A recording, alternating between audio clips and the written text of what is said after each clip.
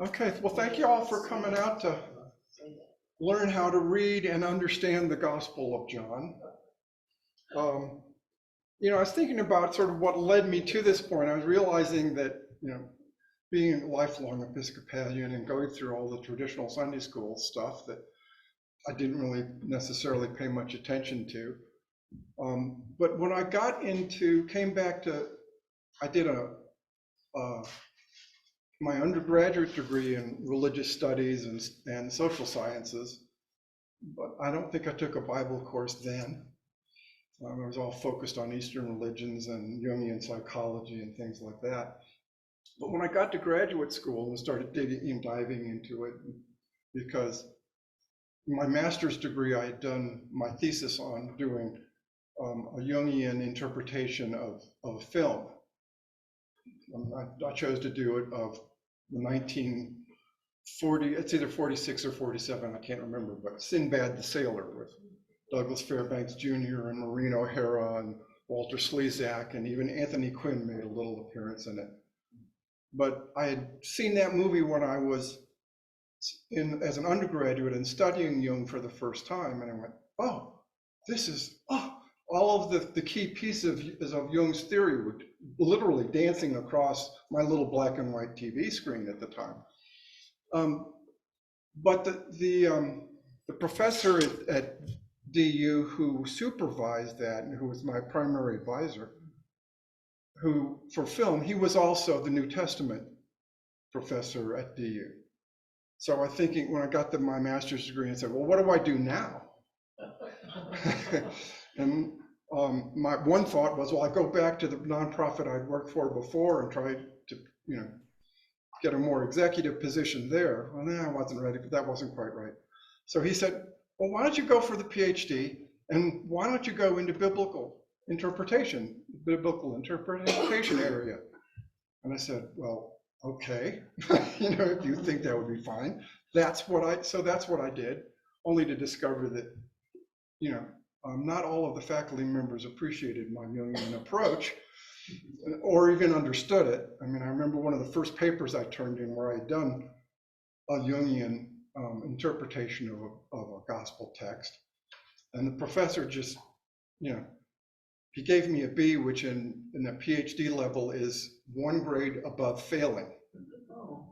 I mean, anything below B doesn't count. And I went, And the comments he wrote, it was clear he didn't understand any of the Jungian part. And he really, and going back and looking at it later, I realized, okay, well, I didn't understand all of the historical criticism he wanted me to do. So, okay. But what I've realized by the time I got to the end of my doctoral work, and for whatever reason chose to work on the Gospel of John, I think I sort of intuitively sensed that it was the right place to do the work I was going to do. But I realized as I worked on it, by the end of my graduate work, I had really come to the appreciation that the Gospel of John really is a masterful piece of ancient literature. I mean, there's nothing willy-nilly about it, in spite of what the scholars tell you that there's an original edition and two revisions, editions, and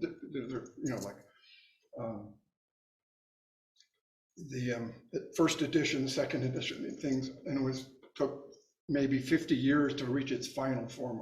Okay, so what? But I realized that there was really something different about the Gospel of John, something special about it. And so hopefully, as in this next hour and a half or so, give or take, I'll share with you some idea, some sense of why I came to that conclusion and what it is about the Gospel of John that's special. But what I had said about the higher criticism piece in the graduate school, the historical criticism, trying to figure out, what's the best manuscript and when was the text written in, for what does the community look like, and what was the original author's original intent for the original audience. And I go, okay, yeah, that's important, it's interesting and all that, but in the end, I kept finding myself going, so what? What am I supposed to do with it once I've gotten there? And I realized it just didn't really take me anywhere. The good news was I had all this background in Jungian psychology, which for me, I think what Jung did with studying the psyche, which I remember psyche is the Greek word for soul. So when we're talking about the study of the psyche, and Jung was conscious of this, he knew he was talking about the study of the soul. I mean, one of his popular books that was put out in the 1930s and is still in print and is still a very popular book was titled Modern Man in Search of a Soul. So he knew what that was about. But what he did, I think, what I found in my work with Jung was that psychology and his methodology for dealing with things like dreams and the like was that it gives us a way to see the meaning in life. I mean, he was intentional about that he saw the psyche as something having a purpose. I mean, and all of that interaction in the psyche being purposeful, and that purpose was to get to, essentially a search for meaning and a search for expanding consciousness and a quest for wholeness. So I said, okay, that's good. And the method was, and this was the title of one of his, probably the last essay, I believe was the last essay he wrote. It's the title of the last volume of his collected works in English, and it's called The Symbolic Life. And by which he means it's a life in which we engage with the symbols that we experience all around us, rather than just sort of ignoring them. So that was the other piece. So what I discovered when I got to John was it is a narrative that is full of symbolic images. The other Gospels have their share of symbolic images as well, but there's something about John that is sort of almost all about symbolic images. So let's dive in to begin the process of learning how to read and understand the Gospel of John. First thing to remember is that, as I've hinted at already, the Gospel of John is different from the other three Gospels. And in the next few minutes, you'll get a sense of why. But let's start with talking about the things that are in John that are not in the other three Gospels. So let's talk about some of the beloved stories that are unique to John. And this is just a selection of them, sort of in order as they appear in the Gospel. First, the wedding at Cana, where Jesus turns water into wine. It's not found in that's not in the other Gospels. Just shortly after that, there's a story of Jesus encountering Nicodemus at night, believe that, if I remember, in Jerusalem. And this is where, John 3:16, if you would see, we used to see signs held up at sporting events all the time. This is where that language about you must be born again comes from. Unique to John. The Samaritan woman at the well, when Jesus is traveling through Samaria and encounters a woman at the well, where the discussion between the two of them ends up being all about, well, if you knew who you were getting water for, you would ask me for living water. That's that story. Again, unique to John, but has all kinds of rich, implications and symbolic things. For example, how many times in the Old Testament do one of the patriarchs meet a woman at the well? In the Old Testament, that woman usually becomes the patriarch's wife, but it's always a fraught encounter. There's something important happening in that setting. This is John's version of something like that. The raising of Lazarus. Now we're at chapter 11. There's raising from the dead in other Gospels, but the Lazarus one. In fact, I will suggest to you that our thinking of chapter 11 and that story as being about the raising of Lazarus, we've kind of missed the point if all we do is look at the raising of Lazarus, because most of the story is about Jesus's interaction with Martha and Mary, Lazarus's sisters. But again, all of that is unique to John. So when Jesus encounters Mary outside of the town, she runs out to greet him. You get that famous saying where Jesus says, "I am the resurrection and the life." Martha's response suggests she may not entirely understand what he was saying, but trust me, almost every academic interpreter of the Gospel of John fixates on this exchange. I am the resurrection and the life is the sort of, to them, that's the high point of that whole narrative about the life of Jesus in the Gospel. But then when Jesus meets Mary and the mourners who are with her around the house, I'd say Jesus bursts into tears. The typical translation you will find is more like, "And Jesus wept." I think that completely misses the emotional depth of what's happening in that encounter.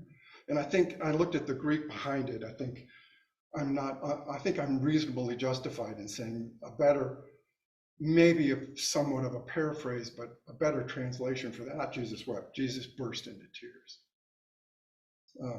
Again, unique to the Gospel of John. The Good Shepherd, only in the Gospel of John. And finally, Mary Magdalene and the gardener. Now, all four Gospels have Mary Magdalene going to the tomb after the crucifixion. In John, it's only Mary. Well, there's actually two stories that are woven together there. Mary goes to the tomb, somehow Peter and the disciples whom Jesus loved get the word and race to the tomb. But that story I think is interjected into the story of Mary at the tomb. You can pull it out and read the Mary story. It's complete. Somebody wanted to give priority to Peter and stuck him in the beginning of Mary's story. But this story of Mary encountering the gardener, not knowing who he is at first, again, it's the first resurrection story in John, and it's unique to John. In fact, here's a tip. All of the resurrection stories, you will only each one of them only appears in one gospel. None of them are repeated in any of the other gospels. I could also mention beyond this, you've got the Doubting Thomas episode also is unique to the Gospel of John. So there's a bunch of stuff in John that is not in Matthew, Mark, or Luke. So let's take a look briefly compare John to the synoptics, Matthew, Mark, and Luke. And they're called synoptics because they tend to see the story together. They are very similar. The three of them are very similar. Scholars have decided one of the reasons they're very similar is that Matthew and Luke had a copy of Mark on the desk in front of them while they were writing and copied most of Mark into their Gospels in order, for the most part in order, and often using essentially the same words. So, if a historian wants to talk about the historical Jesus and the historical life of Jesus and say, I've got three sources of historical sources to demonstrate that something happened. It's Matthew, Mark, and Luke. You can answer, well, actually, you only have one source, which is Mark, because Matthew and Luke have probably copied it from him. So anyway, let's compare John to the synoptics.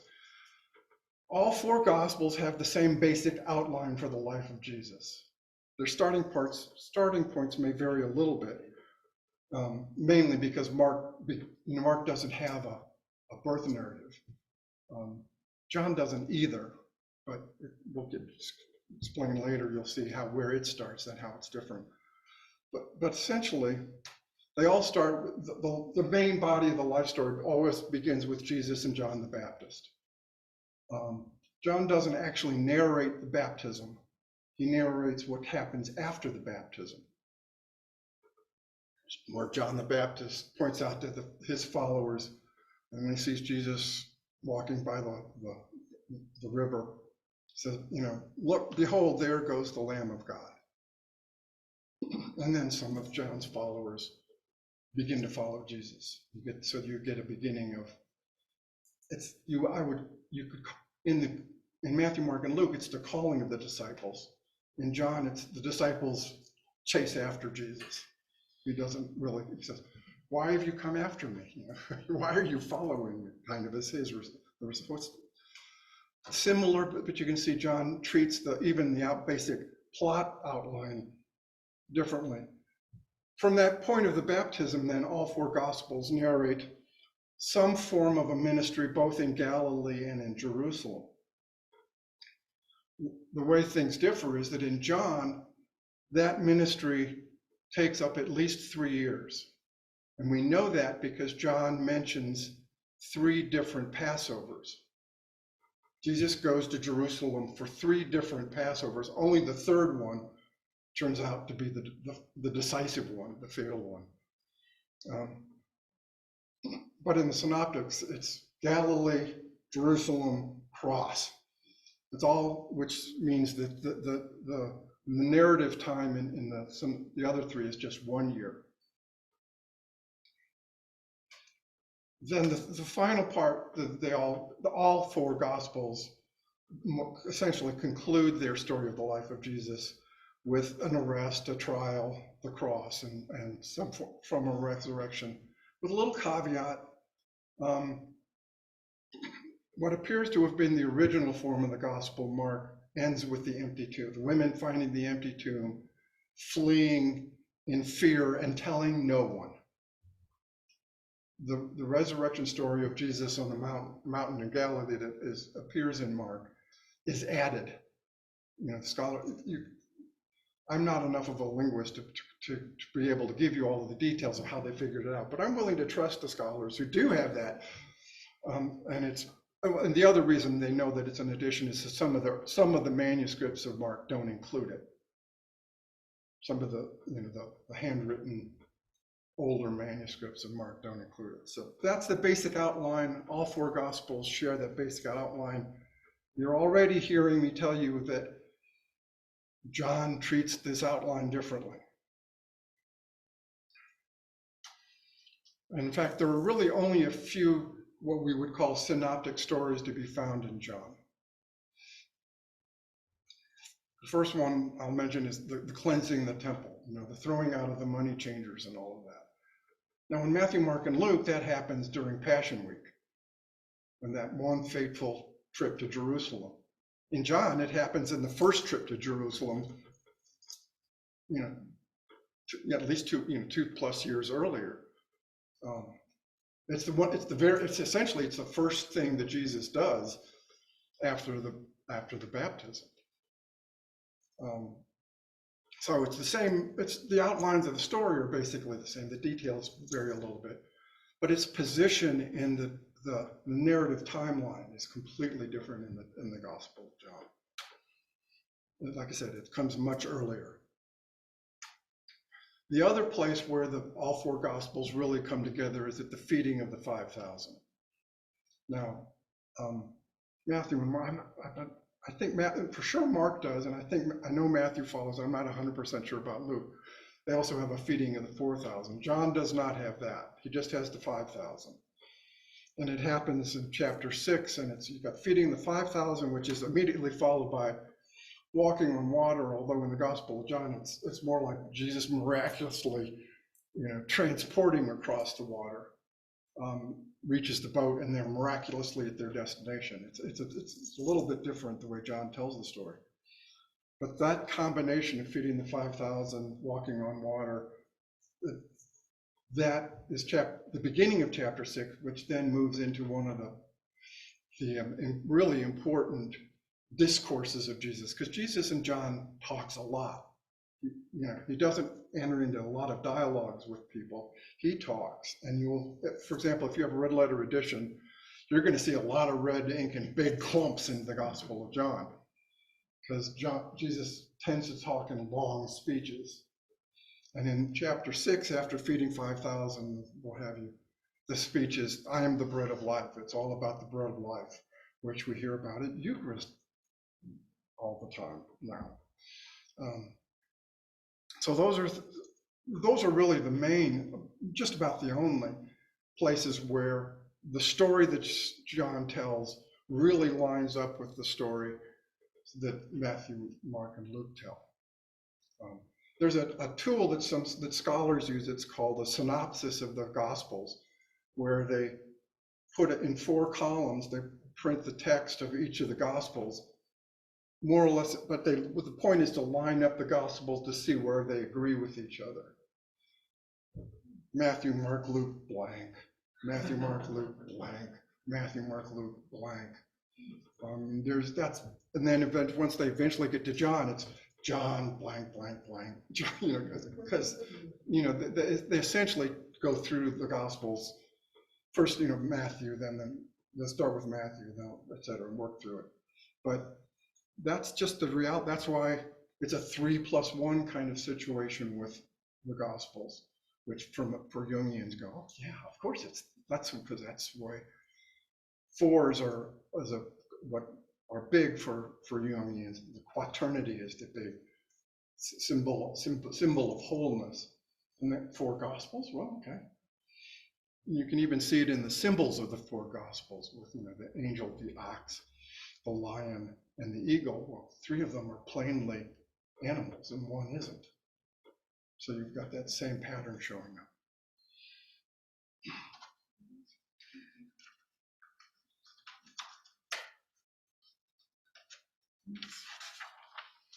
Okay. What were those 4 again? The 4 animals? Yeah. Hang on a second. I even made a note to myself.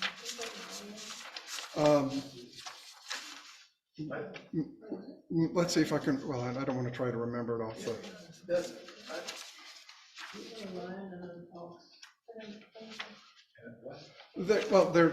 There is. I was missing the one that wasn't an animal. Angel or a man. Okay. In some images, it just looks like a man. But then since angel is the Greek word for what in Hebrew, both Greek and Hebrew, the word for angel, another way to translate it is messenger. So I think Matthew is the angel.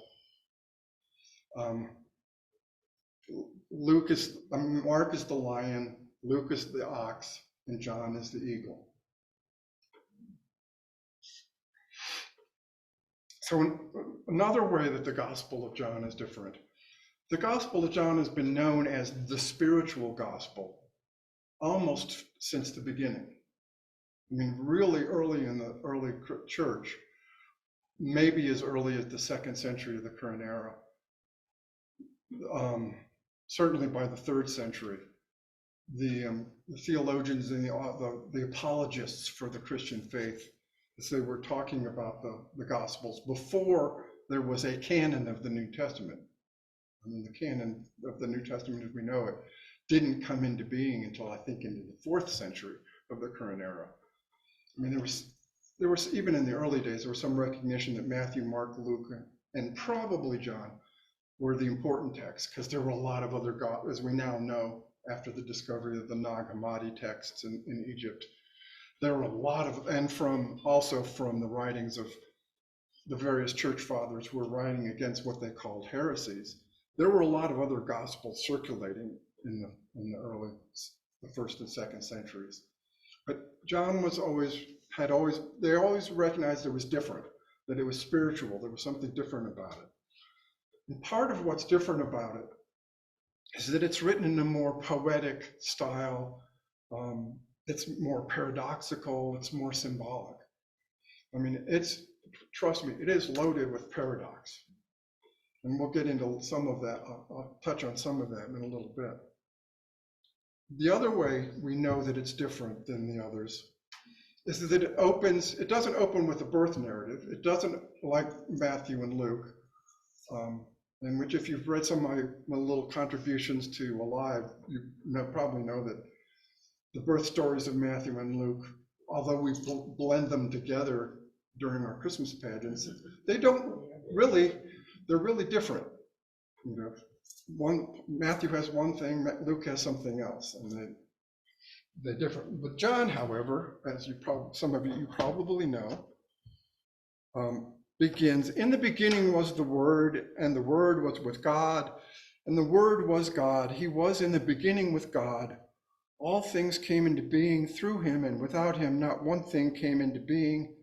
What has come into being in him was life, and the life was the light of all people.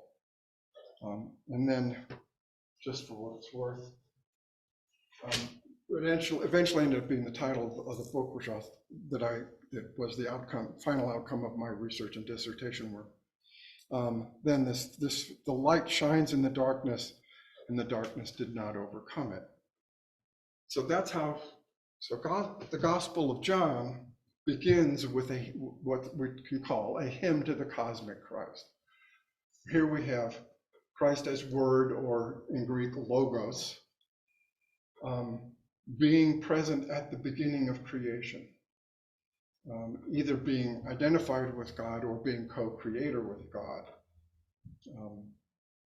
which, interestingly enough, if you dig into Proverbs, I didn't look it up to refresh myself on the exact references, but in Proverbs you'll find similar hymns where instead of Logos you will find wisdom, or in Greek, Sophia. And in those little bits of poetry, wisdom is personified as a woman. So,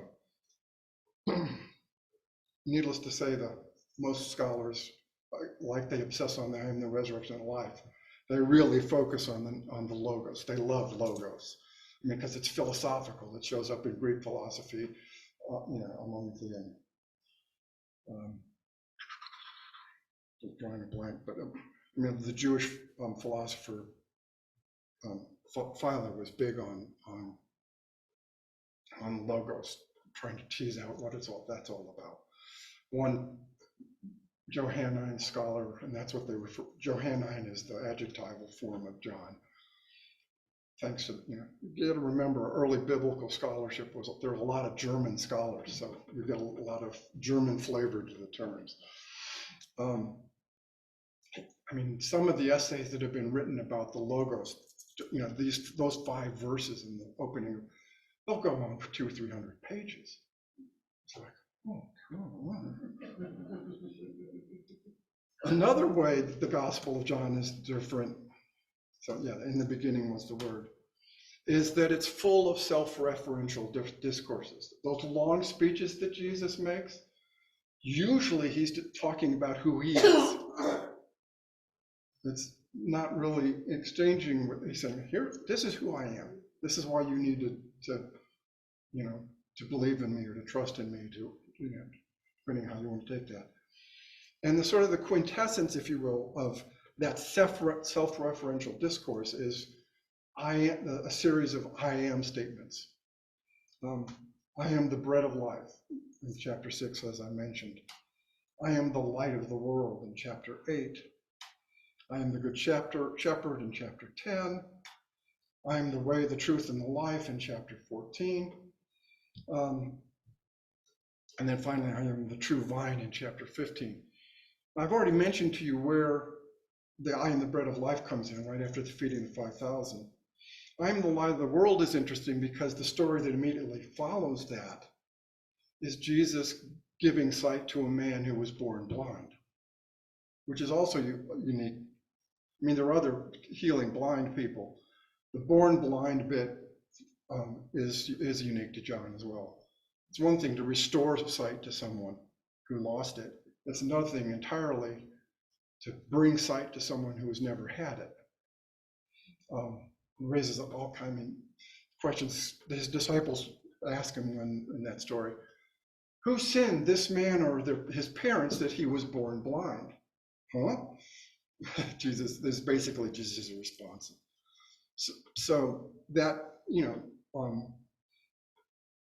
the Good Shepherd really comes out, he identifies him after he is told essentially a parable about the Good Shepherd. And, I'm the Good Shepherd. He also says, I am the door to the sheep herd. I left that one out. I mean, they talk about 7 I am statements. I'm the door of the sheepfold. This didn't strike me as the most important one. But here you can see we're leading up to that, the climax of Jesus' ministry in chapter 11, which is all about Lazarus and Mary and Martha. The way the truth and life comes in the first, how do I want to call it? John's version of the Last Supper, part 1. And he doesn't really narrate the supper. You don't get the breaking of the bread and the sharing the wine. You get Jesus washing his disciples' feet in John. And this discourse about him, the way and the truth and life, comes in that context. At the end of chapter 14, he says, okay, let's be on our way. And then chapter 15 takes up back with another discourse, as if they've never gone anywhere. And chapter 15 begins with, I am the true vine. So you get a hold of another series. And eventually, I believe by the time I think you have to get to the end of chapter 16 then, okay, let's get on our way. And as they leave, then you get this chapter 17, essentially Jesus is praying for his followers, and scholars call it Jesus' high priestly prayer. So these statements tend to come in important places. One that they don't count here that is very influential is in, I believe it's around chapter 10. Again, I didn't look it up. He's in a discourse with Judeans, and I believe he's in Jerusalem doing this. And they claim we know what's true because we are children of Abraham. And Jesus responds, before Abraham was, I am. Before Abraham was, I am. Didn't I mention their paradox is a common occurrence in John? That's a pretty, it's one of those and the crowd immediately says, wait a minute, he's calling himself God, and they're ready to stone him or whatever. I mean, it gets him in big trouble. So that's what those I am statements and all of that self-referential discussion is very characteristic of John and almost never found, very rarely found in any of the passages in Matthew, Mark, and Luke. So that's just some idea of what's different about John. But now what I want to talk about now, shift a little bit, is talk about something, that there were 2 core things I recognized in doing this, in doing my research and sort of diving deep into the biblical text and what have you at the time. And there were 2, and I think they're really important for what I'm going to propose to you for how to read and understand. And the first one is to really accept and understand what we mean when we say the Bible is the living word of God, which is part of the problem with the historical criticism. It tends to make biblical text only, all the meaning and everything happens in the past when it was written, which in a sense means it's not still alive. Because what I sense in working with all these things and I guess sort of dipping in and out of the Bible all my life, or most of my life, is that the Word of God, the Bible, is meaning for lives in the past, in the present, and we assume it will continue to be in the future. Because of its ability, it's remarkable that it can be meaningful over thousands of years and all kinds of cultures. That is truly remarkable. Well, I think that's because it is a living word that because it's alive, we never really exhaust it in our encounters with it. So that's one of those core recognitions that I think is really important. And the second one that it occurred to me is that biblical language is the language of symbols. Okay, not every word, not every passage is symbolic or a symbol, but overall, both Old and New Testaments, it is more symbolic than not. It's more poetic than journalistic. It has more to do with meaning and truth than fact. And that's what the way symbols work, because what symbols do is they link us to transcendence. They link us to something that is beyond us, that is unknown, that goes beyond the limits of our consciousness, of our ability as conscious beings to fully understand. And symbols like the living word I was talking about remain alive as long as they remain open, as long as there's something about them that is still at least partially unknown. As soon as we can take an image and say we know everything there is to know about what it means, it's no longer a symbol. Jung would say at that point that symbol has become a sign. And it's just a sort of a conscious equation. This points to that, you know what that is, we're done. A symbol points to that, and we never quite exhaust our ability to discover its meaning, which is what a wonderful French philosopher talked about, a philosopher named Paul Ricoeur talked about symbols, metaphors, much language having a surplus of meaning. I mean, if we get one set of some meaning out of, we have well, if it's a true symbol, we have not exhausted it. There's always more meaning to be gleaned from it in an open and honest interaction and engagement with it.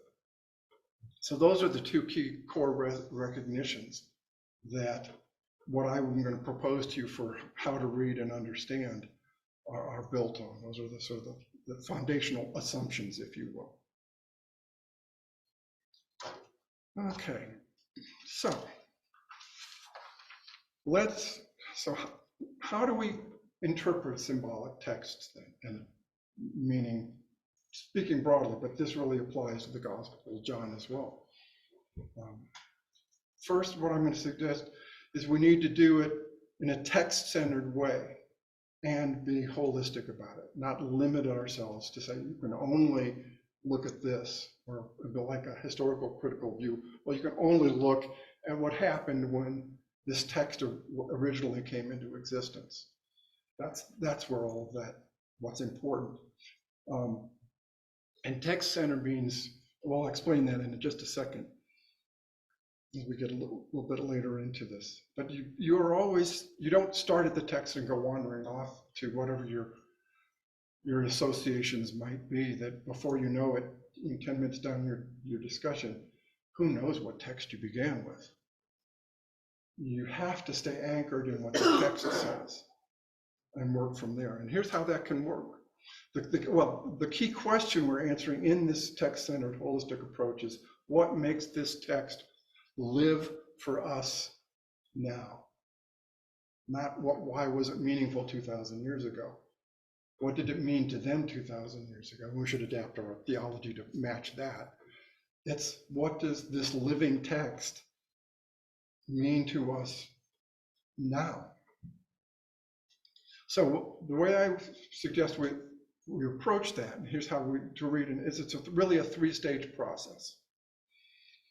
You read the text, you amplify its images that you identified in reading it, and then you can interpret it. Try to distill it down into some sort of understanding that is meaningful to you. Another way to think about that three-stage process is you could do a literary analysis of the text. So you've got a strong hold on what it is as literature. It is written word, after all. Then you can do some historical comparisons and or other comparisons. And then finally, you can explain it according to what a theory that seems to work for you in terms of making it meaningful or helping you understand what the symbolic language is might be pointing at. But understand that this is an important caveat in this. If you were to ask me what are the most important parts of this three-stage process, I would tell you it's the first and second stage. If you never really get around to interpreting, that's fine. Being able to explain it in terms of whatever your theology, your psychological theory, your social science theory, whatever it is, that can be useful. But the life of the text, I think, is found in you're engaging with those first two parts. So, and what I call this three-stage process is psychosymbolic interpretation. By which I mean it's both psychological and symbolic, looking at both. Clearly, what I'm showing you is my bias towards my preferred theory of this is Jungian. It's Jung. So, approaching that psychological. So that's why I landed on this particular label for this kind of process. It's entirely possible that a similar process could be done from a different theoretical standpoint. So as I've said repeatedly, this psychosymbolic interpretation is based on the method developed by Jung. I mean, this really is the method he spells out for how you go about interpreting a dream.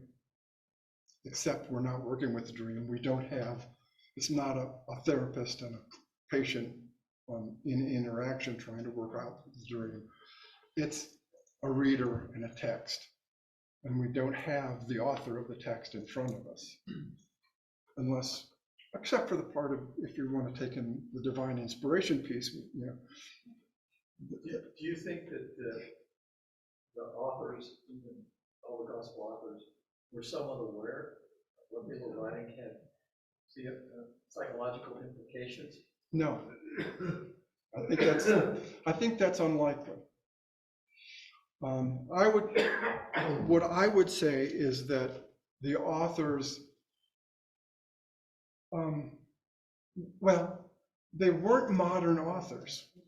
Yeah, well, they weren't thinking in terms of, well, I'm going to write a history of Jesus, because the category of history as we know it didn't exist in the ancient, in Jesus' time, in that classical world of Greece and Rome. I mean, if you read, the father of, I think Herodotus, the father of Greek history, or a history of the birth of Alexander the Great, it's fantastic. I mean, it's fantasy.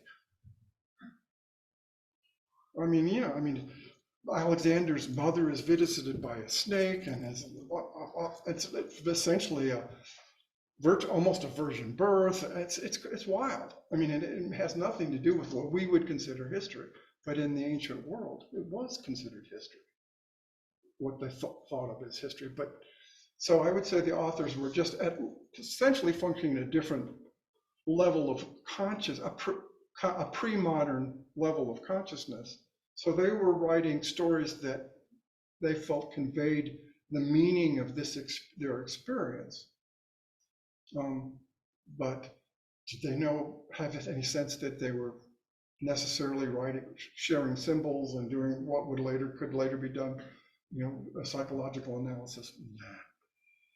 Did they sense that there was something important going on and it had depth and meaning? And yeah, I think that part of it, absolutely. So let me take a few minutes here then and go through what these steps are in a little more detail. Reading the text. What does the text actually say? We're essentially doing literary criticism here. We're taking a look at the narrative structure and the dynamics of the narrative as a narrative. We're sticking with the text rather than what we think the text says. Let me give you a simple little example of what I mean by that. At the wedding of Cana, tell me, how do we get around to turning water into wine? How does How does that come about? Mary has the men bring up 5 jugs of water and basically tells her son that they've run out, and that's not a good thing. Right. You're right in all the essentials. There's one little detail I will quibble with you about. So you know, Jeff, you've obviously done careful reading. Jesus doesn't really initiate the changing water into wine. It's Mary, it's his mother that does it, because his mother tells him, brings Jesus aside and says, they've run out of wine. And he says, what does that have to do with me? And his mother turns to the steward and says, do whatever he tells you. And then he tells the steward what to do. Mary, actually in the Gospel of John, the mother of Jesus appears here and at the end of the Gospel, but she's never named. If you only had the Gospel of John, you would not know that Jesus' mother was named Mary. The mother of Jesus, yep. Unnamed mother of Jesus. So that's, if you think I mean, in some of the other stories, or even in the Synoptics especially, we think we know the parables and we know well, we know what we remember, or we know what we think we've been, we may have been told. But if you go back and read what's actually there, you'll find there's subtle variations and important nuances that your memory has not carried forward, or that whoever taught the Sunday school version of the story never told you in the first place. So there's a lot of that goes on, and both in small layers, and when you look at small pieces of text, and when you look at bigger pieces like Gospels as a whole. So what we're doing in this close reading, this very careful literary consideration, analysis of a text, is we're trying to identify what are the key images, what are the symbolic images that might be at play in that text, that a cursory summary of the text might gloss over, but that are there. So we want to identify those in this reading process. I thought you were going to give us an example. Oh, we were talking about it. I just didn't need to, Jeff had read the story well enough that I didn't need to read it to you. We'll also be looking at things like plot and settings and characters. I've hinted at some of that already. Basically, what we're doing in the reading process is trying to answer questions like, who's involved in this text? What's going on in the text? When is it happening? Where is it happening? How is it happening? And even why. Any of you who have sat in, several years ago when I was doing some of those in-between services, adult education things, you may not remember, but those were the questions I was asking you to answer with that text sitting in front of you. Who's in this text? Where is you have to start there. So that's one part of the reading. Another part of the reading of the text is getting feel for what the scholars call discourse and rhetorical elements. I mean, it's sort of how is the story being told? Things like, we want to understand how the language is being used. Is there something going on in the language that might tip us off to a layer of meaning we wouldn't see otherwise? Things like simile, metaphors, and symbolism. That kind of use of language points us in a different direction than a discursive reporting of facts would.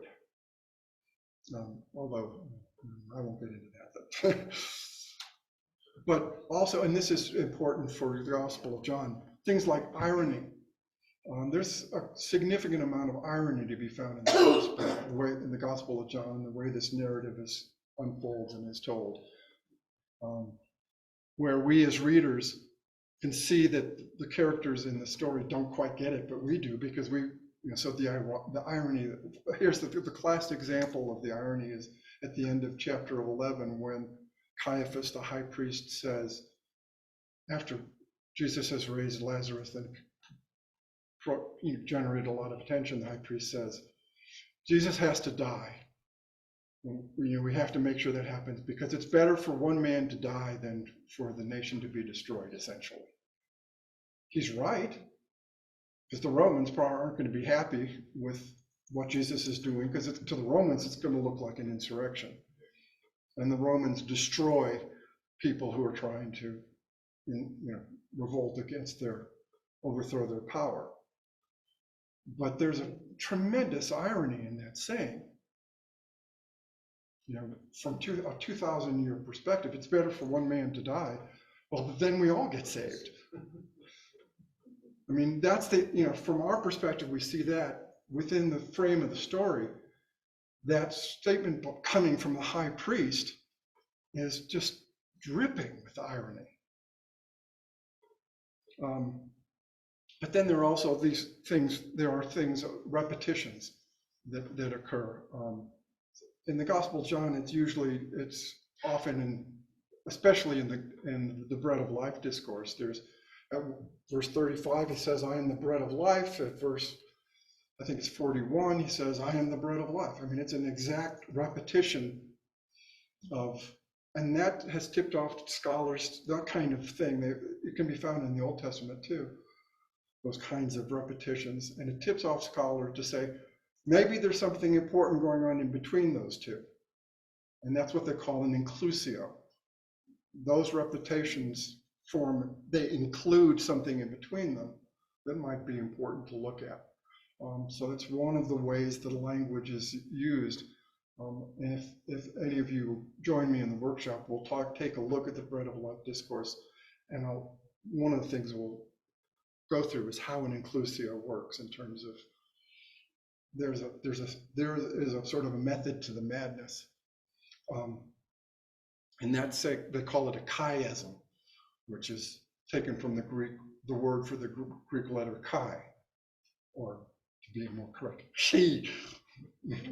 So it's an X, is what they're talking about. And the passages tend to go dum, dum, dum, like you got verse 1a, verse 1b, theme A, theme B, theme C, repeat of theme B, repeat of theme A. Sort of go. So that's an inclusio and a chiasm. And also, there are times when, even though the opening verses of the Gospel of John are printed as if they were prose, they really kind of read more like they should be verse. They're more like they should be poetry. They're more hymn-like. You find that in Philippians too. I mean, in other places. So knowing how the author or authors or editors, I mean, it's not entirely clear how to talk about how these texts got into writing. How they use their words is important. Okay, let me try to go a little quicker here. When we get to amplifying the images, what we're trying to do is tease out the latent depths of meaning in the images that we've identified in the reading process. So we're not on a search for the original intent of the author and the original meaning that the author's audience would have picked up. We're trying to figure out what are the latent depths of meaning in the text as we have it in front of us. And to do that, we'll use things like association, comparison, other things like that, by which, and as I said before, we will associate whatever associations or comparisons we draw, we will relate them directly to the text. And this is really this is what makes Jung's method of a dream interpretation or interpretation, it's not all dreams, different from a Freudian approach. The Freudian approach does not remain anchored to the image like Jung's approach did. Jung, in fact, called it circumambulation, that in this amplifying process, you're walking around the image to try and draw out new things. One way, if you were to chart, like make an image of what this kind of circumambulating amplification looks like, you've got an image in the middle, and one association goes here, and one comes up. It's essentially a starburst where every ray of association is connected to that image. In free association, you start at an image, make an association, then you might associate to the association. Before you know it, you've just got a meander wandering off to, as Jung would say, you can free associate starting from anywhere, and you're going to end up at a complex. So anyway, that was the way he would do it. So we're not looking, that's what we're staying, that's why it's text-centered. We stay tied there. The kinds of things we can do in there would be word and name studies. For example, the 300-page study of logos from the beginning is a word study. It's trying to tease out all of the various meanings and implications of that word and how you try and figure out how it might be relevant to either a theological position or the text or what have you. But name studies are really important also because most of our names have meanings. We don't always remember them or pay much attention to them. Like my name, Robert, is derived from an old French that has something to do with like bright fame or something like that. Let's do another example. Jesus as a name. Well, how do we end up with Jesus? Well, it's an anglicized version of the Greek Jesus, which is, Greek doesn't have a J, so the first letter is an I. And the Jesus is the Greek version the Aramaic. I think the Aramaic would be Yeshua. The Hebrew would be Yehoshua, which could also be anglicized as Joshua, which means Yahweh is salvation. So biblical names have meanings, as other names do as well. And so if you're really going to amplify what's going on in a text, it can be useful to okay, well, wait a minute, what does this name mean? I mean, I did a study of a text from the book of Judges about Deborah. Well, I said, wait a minute, what does Deborah mean? Well, it means bee. Bee, the little insect. Yeah. Okay, well, why bee? Well, there are others. All of a sudden you begin to unfold some symbolic layers going on in that, even in that text. If in the workshop, we'll do a similar thing with Mary Magdalene. For example, especially around the name Magdalene. And it has nothing to do with Magdalene, or what that it later came to mean. So, Magdalene in the simplest form just means from the town of Magdala. Okay, what does that mean?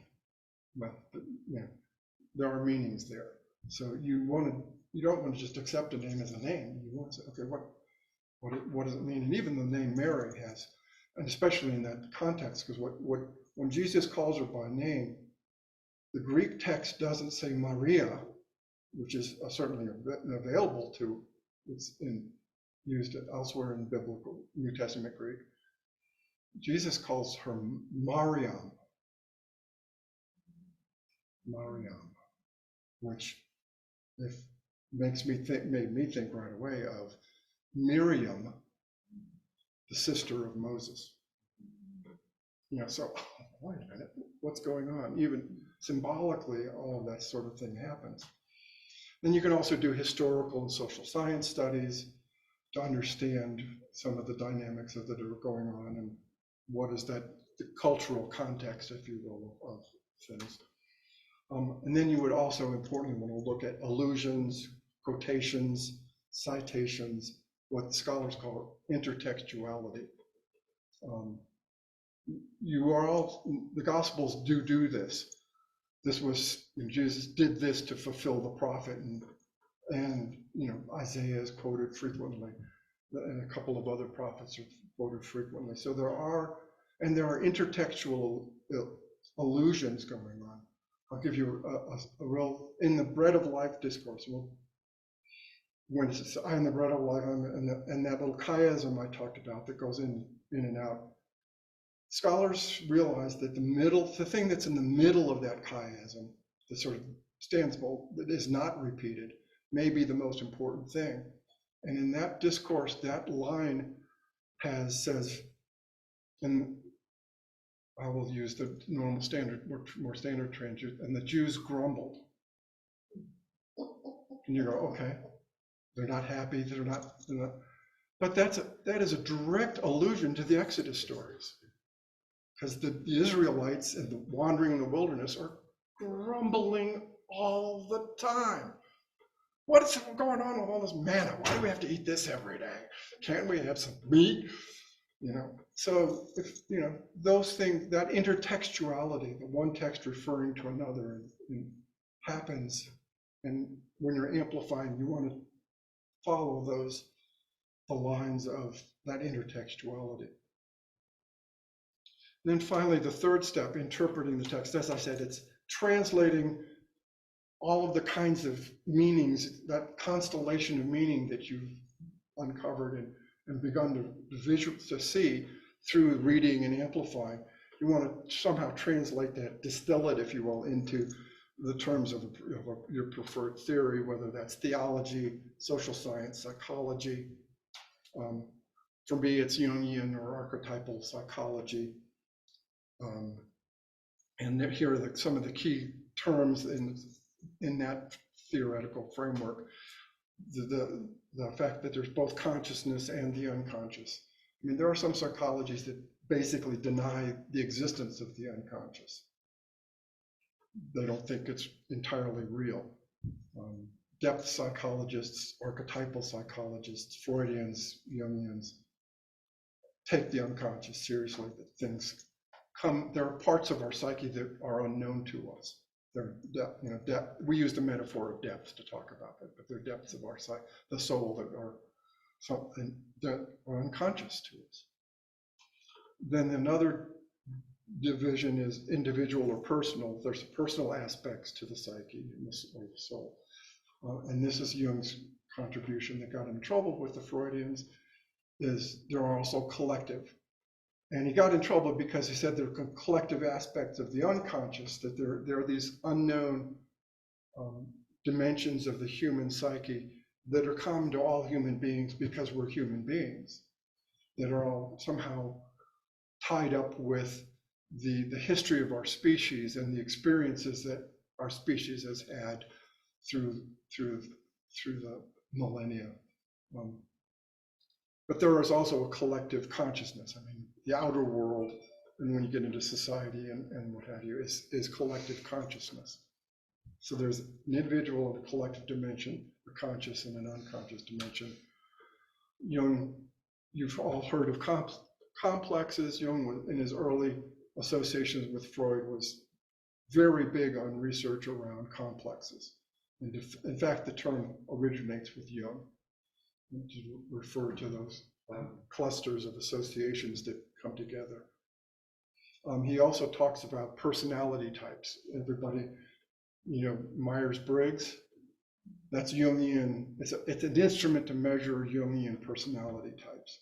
And as an aside, Jung would not have liked an instrument like that.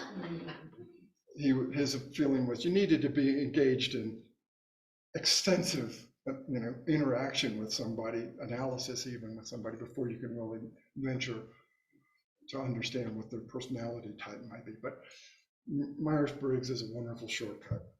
And then archetypes. That's where Jung really got into trouble with the Freudians, was saying that the collective unconscious had a tendency to present itself to consciousness in a series of common patterns, and he called those kinds of patterns archetypes. I tend to try to avoid using archetype as a noun. I try to use it as an adjective only. So it's an archetypal image or an archetypal pattern or an but when Jung started diving into that, the Freudians basically said, no.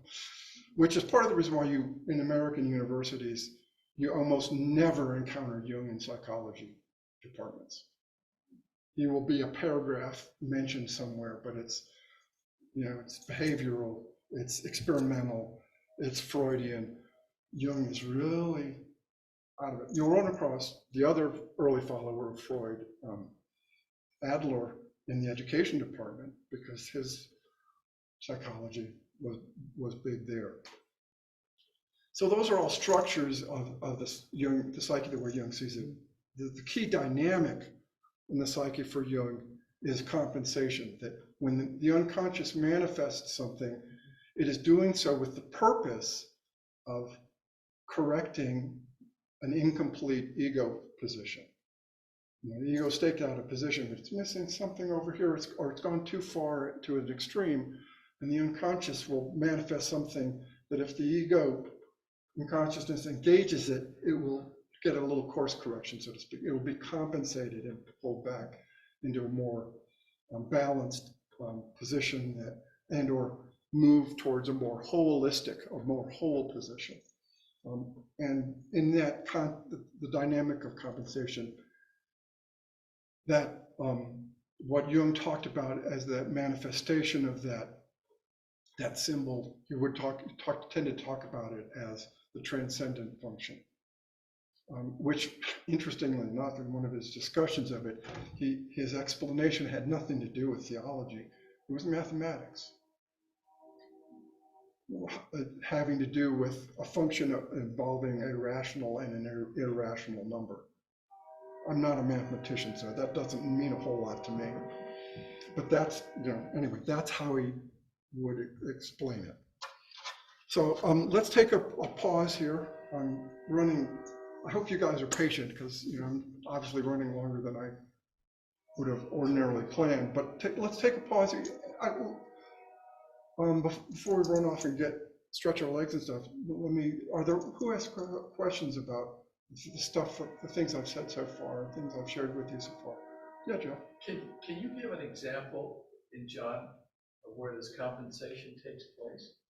I mean, in other words, sort of make sense to me, but that's a no. Well, okay, let me throw. It's like course correcting, compensating for the wrong. So my research work eventually resulted in this book, which I call Moonlight Shines in the Darkness. Now, if you remember in the gospel, in the opening of the John, there's a light that shines in the darkness, and the darkness did not overcome it. We typically think of that light as being symbolically sunlight, which is masculine, and Christ is, Christ as the victor. There's some images of Christ as, so essentially the victorious Christ overcoming the darkness and evil of the world and what have you, and death and the like. But if you think about it, the core symbol of Jesus is that he dies and is born, reborn or resurrected on the third day. What light in nature dies and reappears on the third day? Not the sun. The sun goes away and comes back every day. It's the moon. And the moon, symbolically, and some authors have said, they would say, the moon is the symbol of the woman par excellence. It is fundamentally a feminine symbol. It's not true in every culture, but so what I'm suggesting is images. There are feminine images in the symbolism of John that for us function to compensate our overly patriarchal bias. Centuries of patriarchal interpretation and bias, where it's all about maleness. When you dig into some of these symbols, you realize there's a feminine dimension here going on here that, when you can see it, offers a form of compensation. Yeah.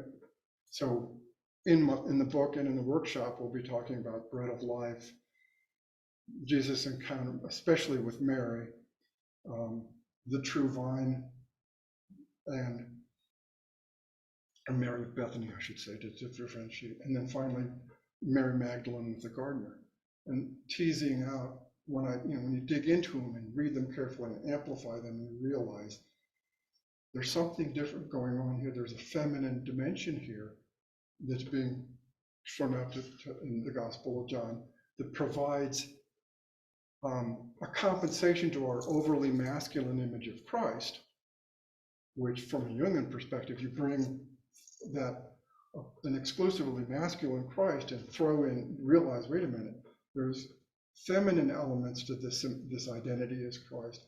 Now you have a more holistic image of Christ that integrates, or possibly can allow us to integrate masculine and feminine, so you have a more holistic image that compensates that one-sided image that we've inherited. So there's an example of one. Anything else? Works for me. Well, what else other than compensation might you be puzzling about? Lots of things, I kind of need to digest it for Sure. a while, and I'll let you know. Sure. We'll take that up again later, and there's always afterwards. The classical archetypes for men are, or you say kings, warriors, magicians, and lovers. Yeah, all of that, those Classical archetypes. all those archetypal patterns that came out, especially in the authors who were working in the Is men's. that anywhere close to what you're? Oh, it's absolutely. It's all in. It's working in the same kind of Jungian domain, let's say. But it raises questions. Why do we talk about kingdom instead of something that's not so patriarchal or exclusively male? The core archetypes that authors have talked about for women are different than those four. But all of that kind of discussion was afoot in Jungian circles as far back as probably the 1920s. So yeah, it's mucking around in the same field. And some of that sort of the kind of work that would have been done in that the so-called men's movement back in the day can provide material that might be useful for amplifying some of the images we come across, and might also raise questions to us to be critical of those men's images that were archetypal patterns that were falling into it. Sure. You want to stretch your legs? Yep.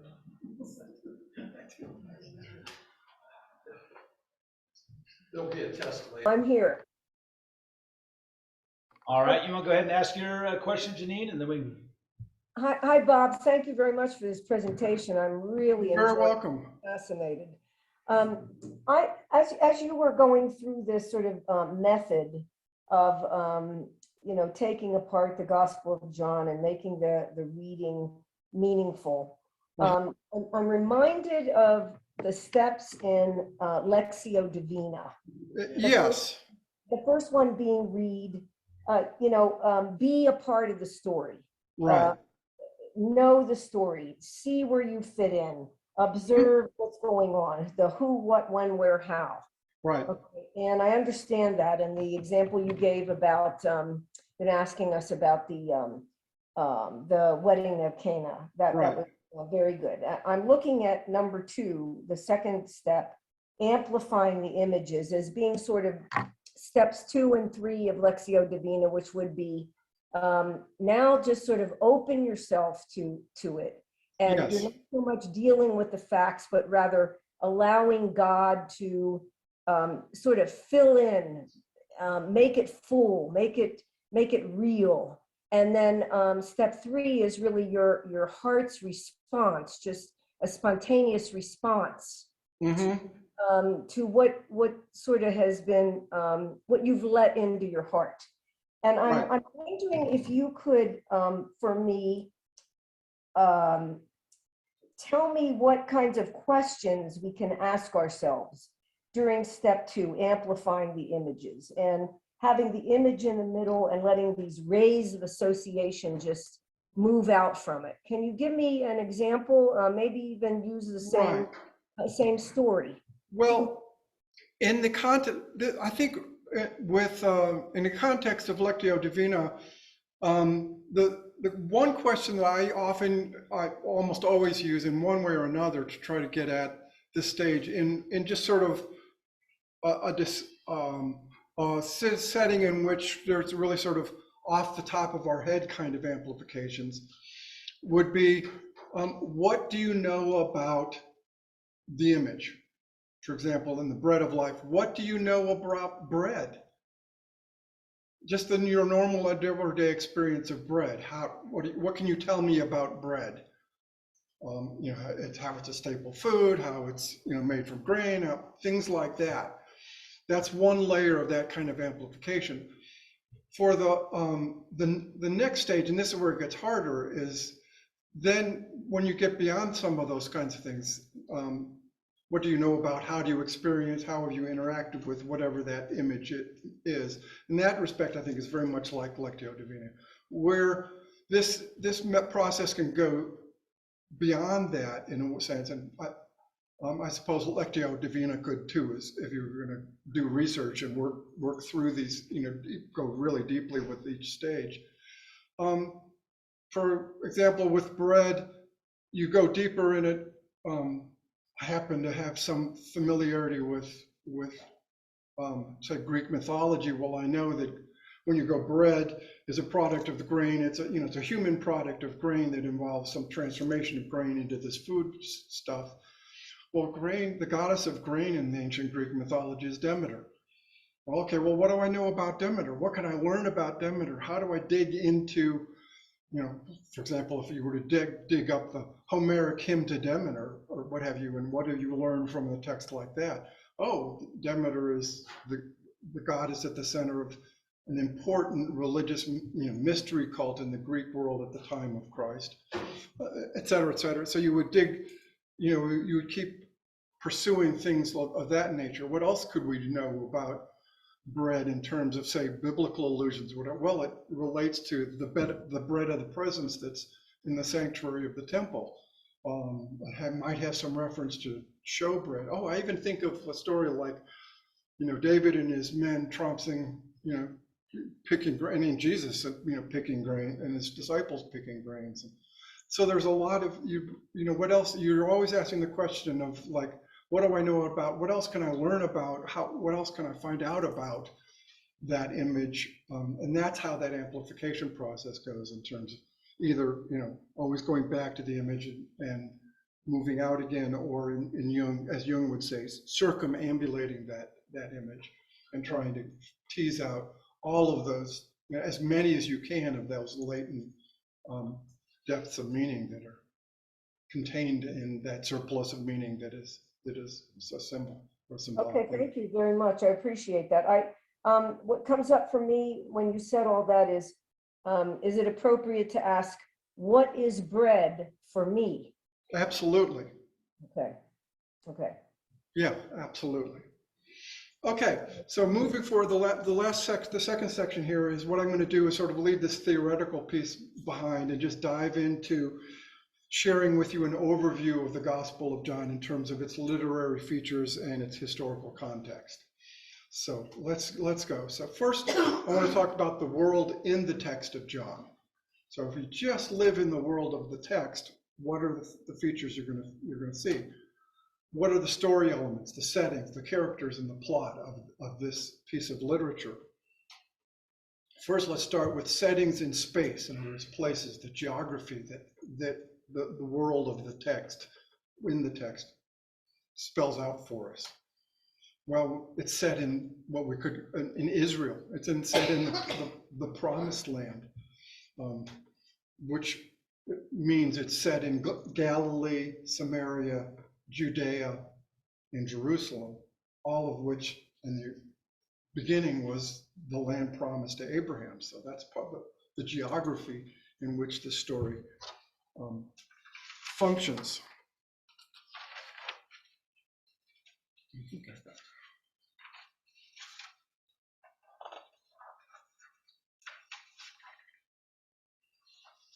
Got my pages out of sequence somehow. So that's the physical geography, but there's another layer of settings in place, in space, if you will. It's the cosmos. This gospel functions within some notion of the cosmos. And it often talks about contrasting this world. I mean, I said heaven here. The Johannine language is really it's this world and not of this world, is really the way that talks about it. So what we've got going on there is, on one hand, you've got a very concrete, tangible geography of the Promised Land, the land of Israel, the Galilee, Samaria, Judea, and Jerusalem. But you also have a symbolic cosmos, a universe, a geography that's happening. This world, not of this world. It begins in the hymn that opens the gospel. You know, you're clearly in some transcendent world at that point. So that gives you, in a sense, it's that paradox of this world, not of this world, and all of the intertwinings of things happening in that framework, which in a sense, from the narrative of the Gospel of John, in a sense, functions, I say in my book, I talk about, in the end, it leaves us with no place to stand. It's utopian in the true Greek sense. Ou topos, no place. Because it's a paradoxical setting that's both concrete and symbolic, and here and there, and all at the same time. Then what about settings in time? Well, the Gospel of John, the time markers in the Gospel of John mark it all out as sacred time. It's marked by festivals. We've got Passover. We've got the Feast of Tabernacles or Booths. We've got Feast of Dedication, which is Hanukkah.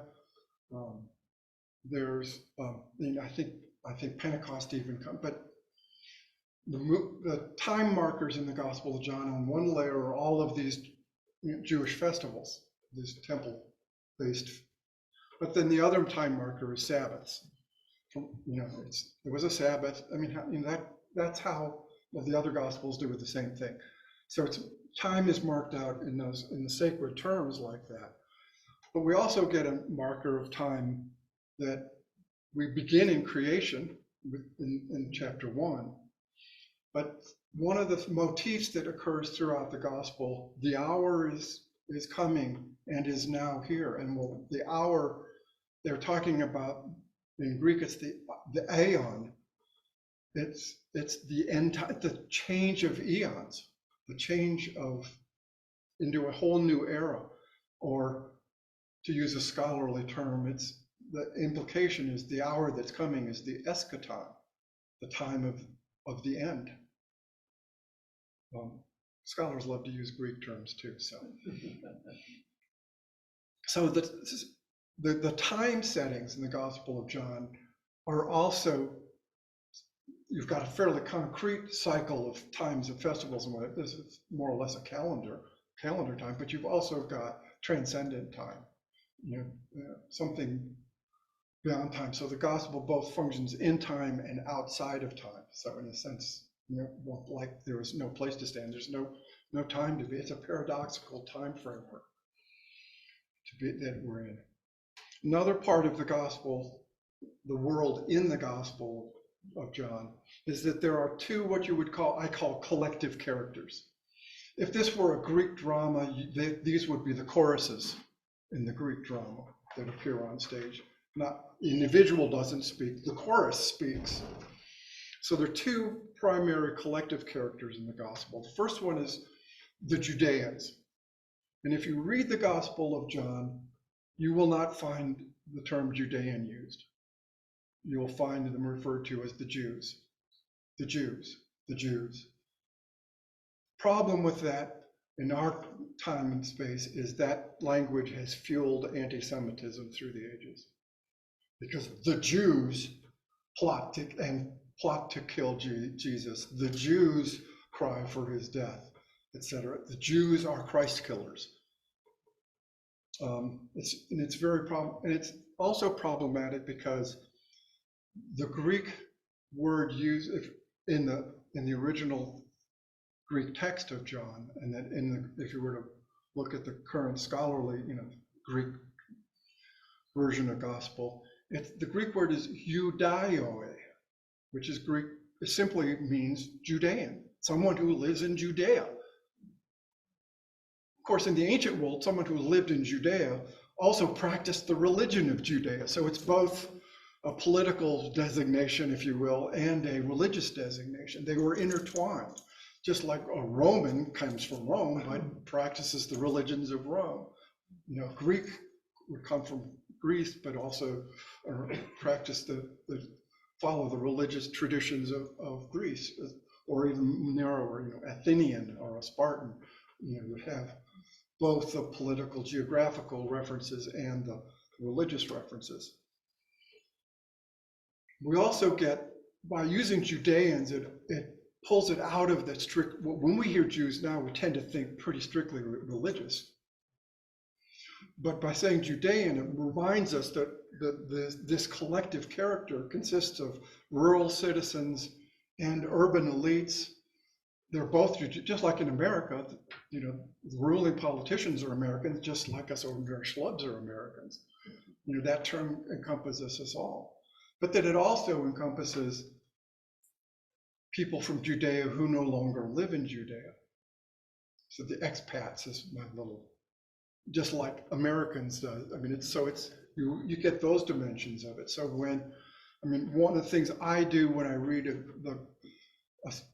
almost any of the New Testament, but especially in the Gospel of John, anytime the English says the Jews, I mentally translate it into Judeans. And it works very well, and it gives me a brighter, a quicker grasp of the range of what the term refers to. And it's easy enough to refer, when they talks about the high priest in the Judean council, well, okay, we're talking about the ruling elites, that's easy.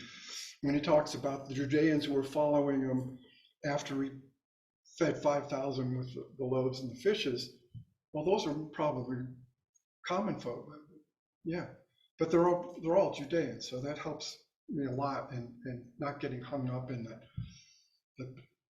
The one caveat about it is, and I hesitated about this a little bit, is that when referring to Judeans, you run the risk of writing Jews out of the story, which has its own set of problems. There is no problem-free way to deal with this.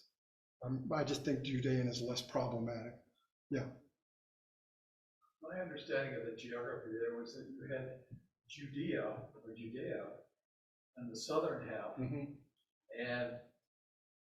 the Israelites, if you will, the kingdom of Israel, yeah, above, north of there. Right. So when they say the Judeans, are they referred to rural folk who live in the south half of that general area?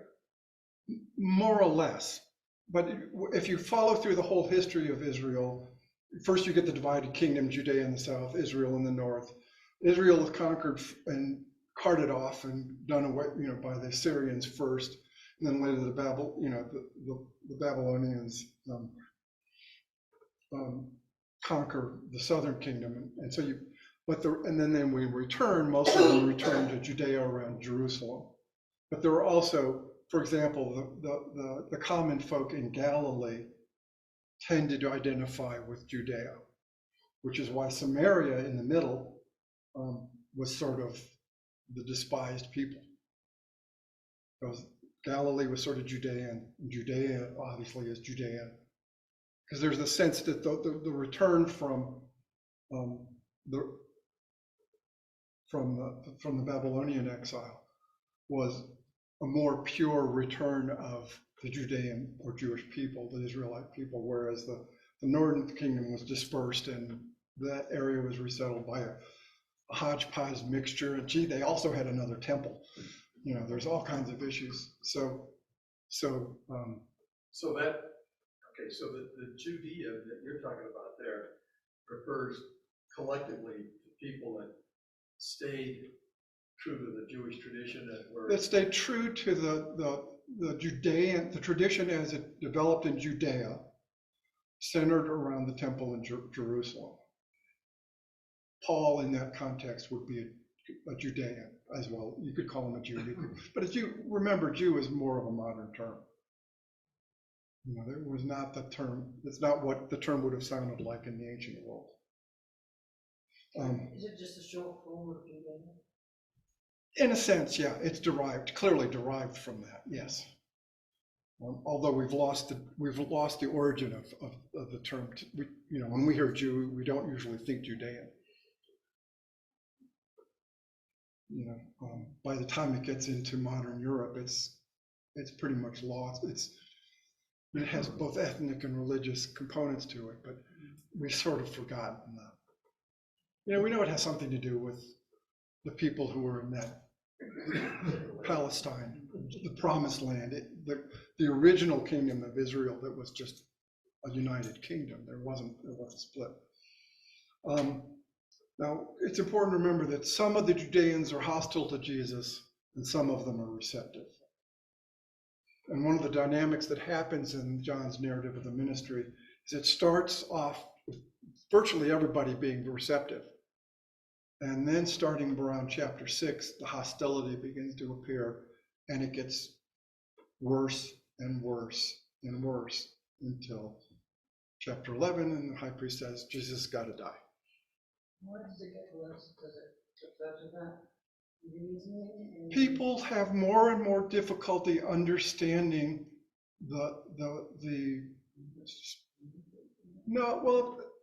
mostly the discourses. When Jesus begins to use languages like I am, the Judeans here, he's using the name of God. Who does he think he is? That's blasphemous. You know, so there's the misunderstandings that are happening, so that the tensions emerge. By the time you get to something like the high priest, it's not just a theological problem. He's recognizing that there's a movement of followers around Jesus that in the Roman world, at Jerusalem, at Passover, is a real political problem. Romans did not tolerate things like that. He's king of the Jews. Absolutely. And there can only be one king. And the Romans would tell you it's Augustus. And they got the weapons. Yeah, exactly. That's the the violent oppression. I mean, it's a domination system that this is all happening in. So, but the Judeans are both rural and elite. They're both hostile and receptive. So it's a complex collective character.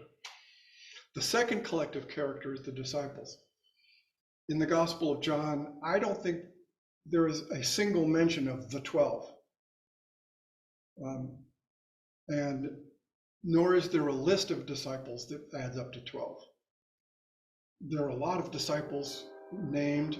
You start off. I mean, I think Andrew may be the first disciple that starts following John right after John the Baptist, and there's others that follow. Nathaniel is one. Which I'm not sure Nathaniel shows up in any other apostle list. And one of the more important followers or disciples of Jesus is never named at all. It's the disciple whom Jesus loved, the so-called beloved disciple. We don't know who the beloved disciple was. The gospel never names this disciple. There are a bunch of different theories. One of the more interesting ones is that the beloved disciple was Mary Magdalene.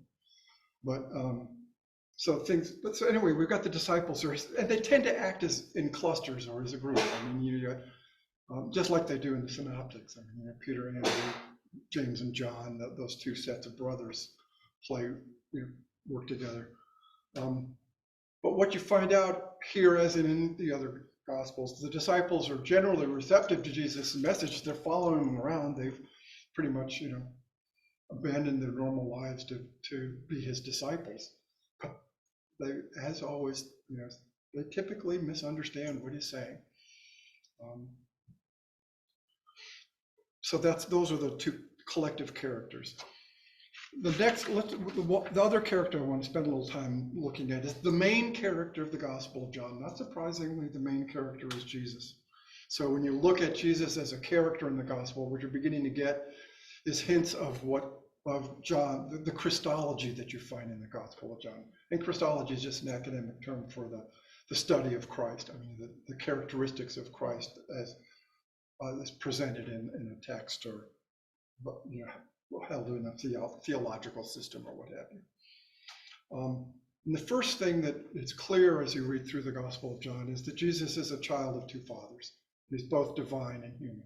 You get the divine piece right away in the opening verses, but it carries out throughout. Jesus is always talking about my Father, and being related to his Father. And it's clear in that context, the Father is talking about his God. Joseph, I don't think, is mentioned at all in the Gospel of John.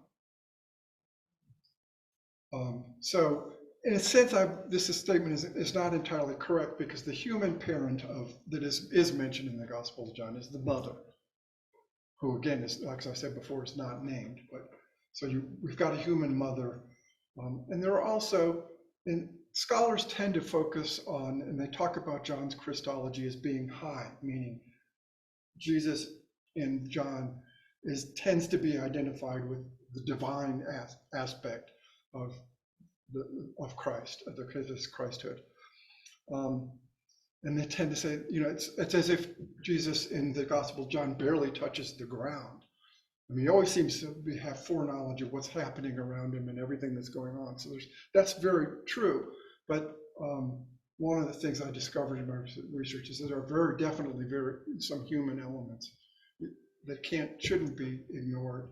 Not the least of which is that emotional empathy that Jesus shows in his encounter with Mary of Bethany at the mourning the death of Lazarus, when Jesus encounters Mary and the Judeans mourning with her and bursts into tears.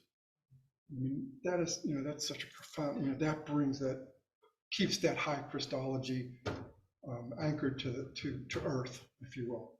So there's that human aspect of it. But Jesus, as we've already touched on earlier, Jesus is eccentric almost to the extreme. He's enigmatic. I mean, not only do the disciples not understand him, but obviously a lot of the people who hear his discourses don't understand him either. Well, and who could blame them? I mean, as we said, before Abraham was, I am. What the heck? Of course, you don't get much more enigmatic than that. And it comes out also, you can see it if you were to look at the trial before Pilate in the Gospel of John. There's lots of ironies and enigmatic responses coming and going on there, which gives you the feeling that this Jesus character in the Gospel of John is not really entirely of this world. But he is also at times angry. He can be confrontational. He can be sarcastic, but he can also be empathetic. So you've got, it's a very rich characterization going on in this. Yeah, yeah. I mean, it's not a flat character. It has some real dimension to it. Well. Honestly, I can't quote you a verse right now, but you'll see where the woman says they get in a debate about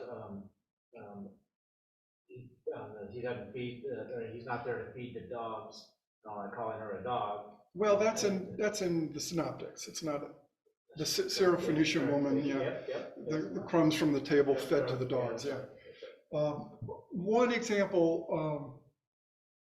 Well, no, I'd have to dig back into it, Well, I'll tell you what, you get the joy of rereading the Gospel of John and seeing if you can find some place where there's that hint of sarcasm. I mean, I think there's a hint of sarcasm.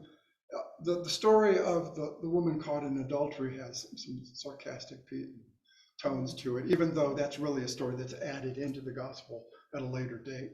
But, there are other places. How do I know it's part of it has to do with manuscript tradition, that some of the really earliest manuscripts don't have it. Part of it is stylistic, things like that. So those are the kind of things that scholars are pursuing, things that I didn't. Yeah, because who would have had it later? Well, there was a lot of free, in the early days before all of it, everything became written down and settled, there were stories that were floating out in the tradition. You know, somebody said, well, this story really, this would fit in here. You know, decide to put it in there.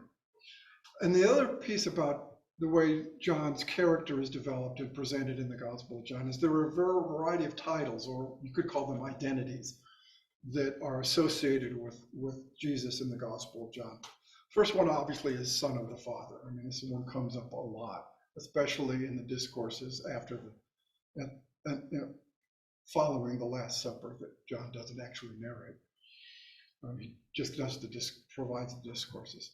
But another one is the prophet like Moses, which is explicitly linked with Jesus in the story of following the story of the feeding the 5,000. The crowd follows them because they're convinced that they follow him to make him king because they're convinced he is the prophet that Moses promised would come. Jesus hightails it for the hills at that point. Says, no, thank you. And then that's what leads into the walking on water tale in John. So, but there are other ways in which that notion of Jesus as prophet shows up in the Gospel of John, and the prophet usually is referencing the prophet that Moses promised would come after, which means it's a really big prophet. If it's going to be a prophet as big as Moses, as important as Moses. There are also in a lot of places, this is not usually an explicit title, but I mentioned it in talking about Logos. There are many places where you get a sense, though, that Jesus is characterized as being wisdom or Sophia incarnate. Sophia is the Greek word for wisdom, yeah. And it's nice because it's also a woman's name. And like I said in Proverbs, wisdom is personified as a woman and present at creation. In fact, co-creator.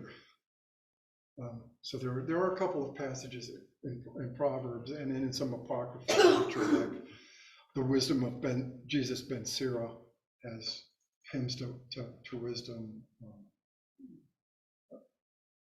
And there are, if you've got, if you have a Bible with the Apocrypha, there are some texts in there that really date from the time of Jesus that present that personification of wisdom almost as an aspect of God, if you will. They're not canonical, except sort of in the Catholic tradition, but I suspect even there they're not read that much. The Logos is another title that's associated with, if you get into, my Greek philosophy is escaping me tonight, but the Stoics. Logos was a big term in the Stoic philosophy of the time, the Greek philosophy of the time, and it was highly elaborated and had a lot of richness and meaning there. And it's still a term that when it says at the beginning was the word, the Greek word there is logos. So you can jump straight from there to explore what might that, and believe me, the biblical scholars, the Johannine scholars have spent a lot of time exploring the philosophical implications of calling Jesus Logos, or Christ Logos. Then we get the things like the light, the life, the truth, the way. All of those are titles and terms that tell us something about how Jesus is characterized in this narrative, as Jesus as Christ characterized in the gospel. So another aspect of the world in the text of John is the plot structure of the narrative. The traditional academic conventional analysis breaks the narrative, the 21 chapters, into 4 parts. The first part is the prologue, that hymn to the cosmic Christ, if you will, because it so clearly stands apart from everything that follows in terms of its style and its tone and things like that. Then the next part is typically called the Book of Signs, which would be the remainder of chapter 1 all the way through chapter 12. So the remainder of chapter 1 gets with John the Baptist and the first disciples beginning to follow Jesus. Chapter 12 gets us through the triumphal entry, Palm Sunday, and in John, this is also where a woman anoints Jesus' feet and wipes it with her hair. Well, in John, it happens to be the woman is identified, which she isn't in the Synoptics. It's Mary of Bethany that does this. So they see, the scholars say, okay, that's the end. Then after that, you get into the Last Supper, all those discourses, the high priestly prayer, the arrest, the trial, etc. You're into the passion proper there. So that's the Book of Signs, and they pull that name because the Gospel of John explicitly names some of the miracles as signs. So at the end of the narrative of the wedding of Cana, the narrator tells us this was the first of the signs that Jesus did. And that signs comes in a couple other times, not after every miracle, but a couple other times. So they call that section the Book of Signs. The next chapter, chapters 13 through 20, which is the Passion narrative more proper. So it's the Easter story, and it's more fully, a little broadly. They call that the Book of Glory because in the Gospel of John, especially in the high priestly prayer, and other places, the hour that is coming, in one sense, is the crucifixion, when Jesus will be raised up on the cross, and being raised up, he will glorify God, and he will be glorified. So the second book, which is really pointing all about that, the crucifixion and resurrection, but especially the crucifixion, is that's Jesus's glorification. So it's the Book of Glory. And then they say there's an epilogue, because chapter 21, for stylistic reasons and other is clearly an epilogue, something that was added on to it. Because the end of chapter 20, the narrator tells us these are the things that Jesus did, and if I were to tell you about all of them, it would fill a multitude of books. And I'm telling you about this so that people who have not, seen him will believe. The end. Then we've got a story of the 7 disciples at the sea, fishing on the Sea of Galilee, and see Christ on the shore cooking them breakfast. So chapter 21 is an epilogue. Remember, the breakfast is fish. My Filipino wife would love that. That is her breakfast. She's taken to eating sardines every morning. Okay, so that's the conventional analysis of the plot structure. Being a little bit, independently minded and maybe contrarian, I think there's a different analysis for understanding how this plot unfolds. And I divide the narrative into 3 parts and not 4. Now, the first part I'll call it the Book of Signs because it's essentially the same components as the conventional analysis of the Book of Signs.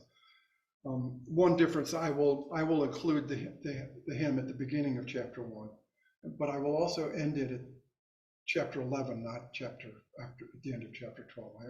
And I'll explain in a minute why I do that, what the pattern is I saw that led me to do that. Then the second one is like the other, Book of Glory, which takes you from chapters 12 through 19. In other words, from the triumphal entry through pulling Jesus down from the cross.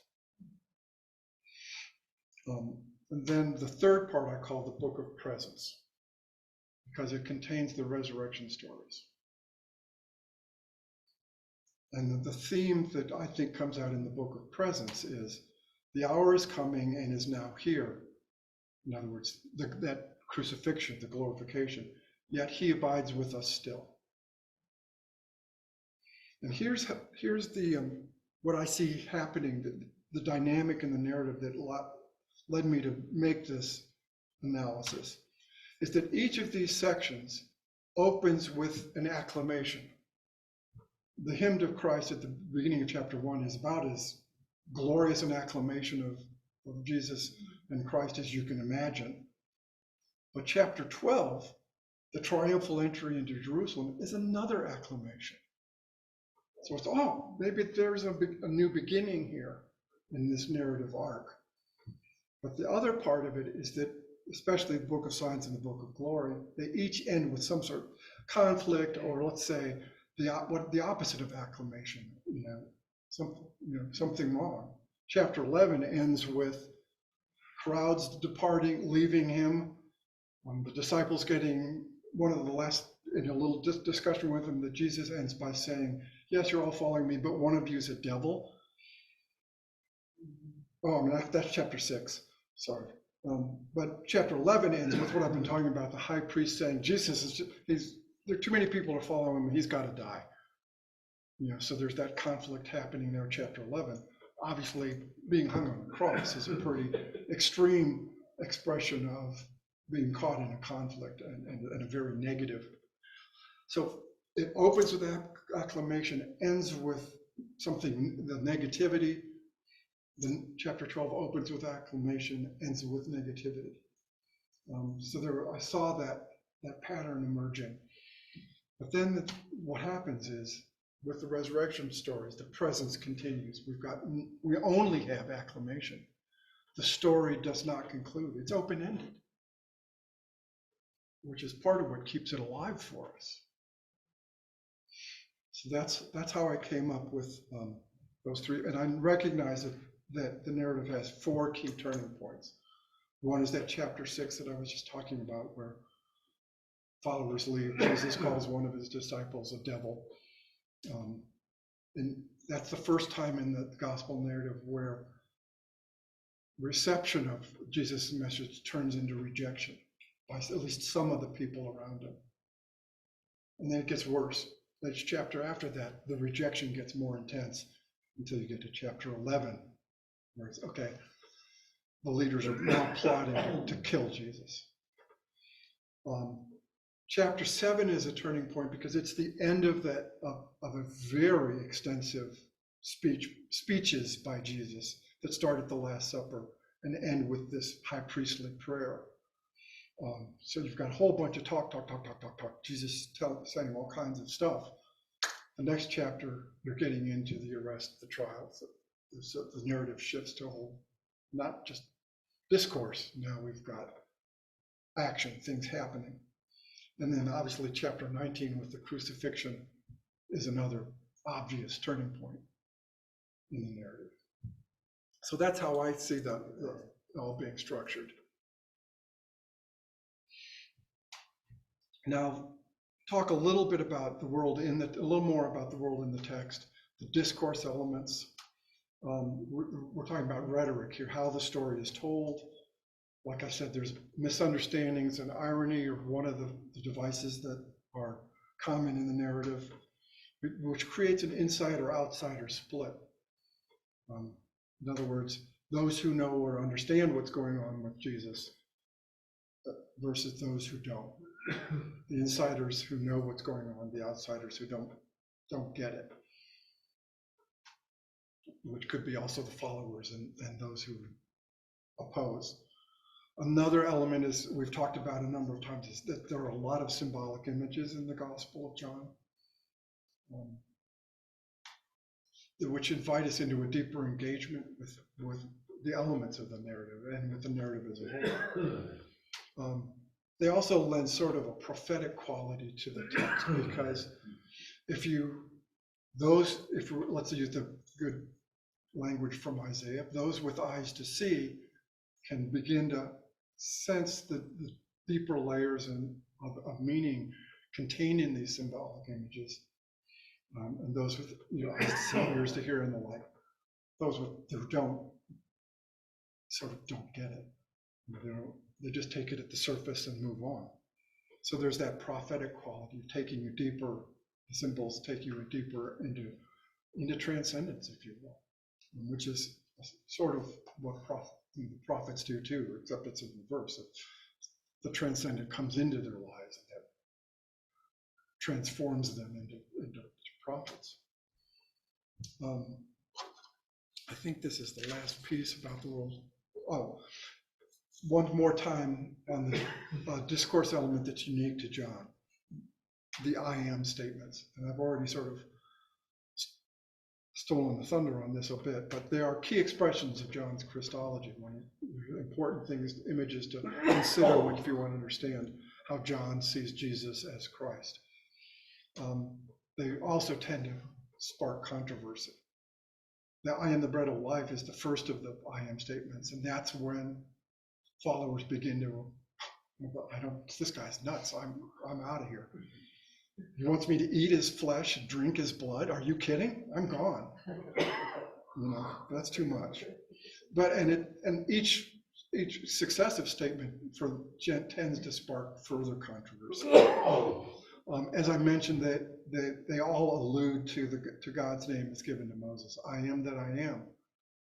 If you were to read the Greek translation of the Hebrew Exodus text, it's the same Greek phrase as is used in the Gospel of John, which literally translates as I myself am. It's an emphatic I am. Ego, eimi, am. But it's sort of a reflexive. So the ego is unnecessary in Greek. Just eimi would say I am. Yeah. I've often heard that translated as I am who am. Yeah, it's I am who am, I am that I am which am. It's a Hebrew phrase that is very slippery in terms of how to translate it. Yeah. There's no real consensus on exactly what it means. Okay. It's an enigmatic phrase in the Hebrew. So yeah. Do you have a preference To do that phrase? No. you usually say I am? But it's important to know that by the time you get to Jesus's time, and things like the Septuagint, which was the Greek translation of the Hebrew, ego eimi, Greek for I myself am or I am, was sort of the name of God. So that was in that context. That's why they all were in the narrative. The Judeans tend to react negatively to these statements. Is there a theologian or someone around that time that called him as the great I am? I haven't heard that phrase, but I'm sure, I would imagine it was probably a modern theologian. But I've also come across a suggestion that these phrases like I am the bread of life or I am the true vine is John's way of alluding to, pointing to what in the Synoptics would be a parable.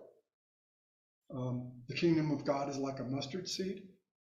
The kingdom of life of God is like bread. The kingdom of life is like vine. And then you can, when you read, especially the I am the true vine, you can sort of pick out traces of what might have been a parable in that the 5 or 6 verses that constitute that passage about the true vine, which has to do with branches and vines and what the vine grower does. And there are little details in that presentation that feel sort of like a parable. So maybe in some respects, these I am statements might be akin to John's version of, if not telling a parable, at least sort of pointing towards one. But whatever else they are, they're enigmatic. They're also emphatic. I mean, that's why I present the I am in capital letters. You won't find that in your Bibles. But the Greek is an emphatic phrase.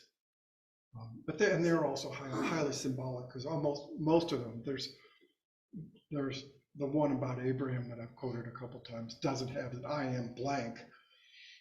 It's a sort of an absolute I am. But the other ones all have some sort of image connected to them. I am bread of life, I am true vine, I am good shepherd, et cetera, et cetera.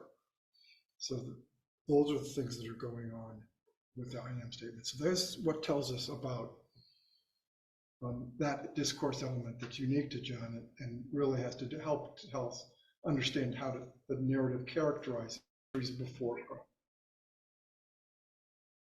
And then Hellenism, because the term Hellenism comes, the Greeks called themselves Hellenes. They didn't call themselves Greeks. I mean, the ancient Greeks were Hellenes, and Greece was Hellas.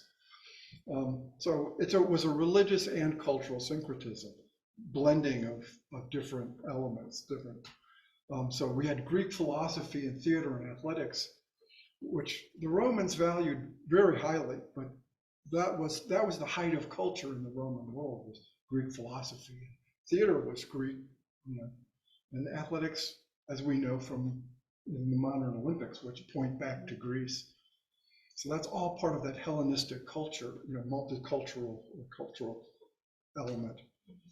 That Hellenistic culture, that religion and cultural, pointed in both towards in individualistic trends. People were focusing more and more on themselves as individuals rather than tribes or peoples. There's a lot of scholars would say, if you look at ancient Israel and the Israelites, they were a collective. Really wasn't about what the individual did, it's what the nation did, what the people of Israel did. But then there were also universalizing trends, that things were beginning to spread around the whole empire, as it were, and become more widespread and universal. One example of how some of this universalizing trend was, one element of the Greek religious tradition was the individual salvation that was available in what was called mystery cults. And they were called mystery cults because you had to be initiated into the cult, and in theory, we still don't really know exactly what the initiation involved, or what learned, or how the ritual worked. And the most important of those, the ancient Greek mystery cults, was one centered in the town of Eleusis, in the vicinity of Athens. And it was centered around the deities at the center of it were Dionysus and her daughter Persephone. And a secondary character in this group was Dionysus. So you've sort of got that constellation. So the goddess of grain and much more. She was sort of a great goddess in the ancient Greek. And Persephone obviously is that funny maiden who spends 2/3 of the year in Hades and 1/3 of the year on Earth. When she emerges, it's spring. So you've got, there's something in the mystery cult of Eleusis that had to do with death and rebirth. We don't know, but trust me, especially the elites in this world, Roman and Greek and all over the Mediterranean Roman Empire, one of the things they would want to do is become an initiate in the Eleusinian cult. So that's one form of universalizing. I mentioned, but there were also, so in addition to Demeter sort of being universalizing, the Egyptian goddess Isis, who became often identified with Demeter, was also, her cult was emerging out of Greek Egypt, and universalizing in an interesting way, because what was happening with the Isis cult was she was sort of absorbing other deities into her identity. So she could be identified with Demeter, she could be identified with a number of other deities in the Greek and Roman world. And her cult wasn't centered in just in one location. She would have temples around in different locations, and did have temples in different locations. Some scholars suggest that the Isis cult was one of the major competitors to emergent Christianity. It could have become the universal tradition in the ancient world. But the other thing that's really interesting to me about it is it also represents a form of approaching monotheism by addition, if you will. If you absorb the other deities and you're left with one, you've got an inclusive monotheism now, as opposed to the Judean traditions where you have monotheism that excludes all of the other deities. But the Judean tradition was also an important part of this imperial multiculturalism, the Hellenistic world. I mean, the Judean traditions, the temple traditions, were Hellenizing through the centuries as well, which was controversial in some respects, but it was true. But the Judean traditions centered around the temple with their sacrifices and the festivals, and most of those festivals were occasions for pilgrimage. If you're going to really observe those festivals, you journey to Jerusalem to observe them, which is why in the Gospel of John, you've got Jesus going back and forth from Galilee to Jerusalem several times, once in secret, sort of. So that's, but here's an interesting fact about the temple. When Greeks and Romans encountered the second temple, the temple that was built after the exile, they thought they had come across a Dionysus cult. Yeah, because apparently the temple was heavily decorated with vines and grapes and somehow they just recognized in Dionysus in that cult. So that's sort of a bit of an aside, but I find it interesting. But also within the Judean tradition, we have sects, Sadducees, Pharisees, the group that ended up in Qumran, perhaps they were Essenes. Josephus talks about Sadducees, Pharisees, Essenes. But then there appears to have been, based on the kinds of some of the texts that were being written at the time, there seems to be a sub-tradition developing that focused on, was really focused on wisdom, both in the sense of interacting with the personified wisdom, but also with just wisdom. I mean, there's a long tradition of wisdom traditions that dates back to ancient Egypt. There are two ways. One leads to life, one leads to death, and things like that. I mean, it's a tradition with really ancient roots. And one of the proponents in Jesus' time for some of this wisdom kind of tradition was a Jew who lived in Alexandria in Egypt named Philo. He was a Jewish philosopher who was very much expounding a Stoic-like philosophy that focused a lot on Sophia or wisdom. Let's talk a little bit as I wrap this up about the social structure that this text emerged from. It was an agrarian patriarchal patronage system. So it was mostly, farmers with an urban elite. But it was a hierarchical system of clients and patrons that was also very patriarchal. So there was an urban elite who were often the landowners. They were the patrons at one level. And then there were also rural peasants with heavy debt burdens. They were the clients of these urban elite patrons. But the Roman emperor was, in a sense, the patron on the top of this hierarchy of patronage.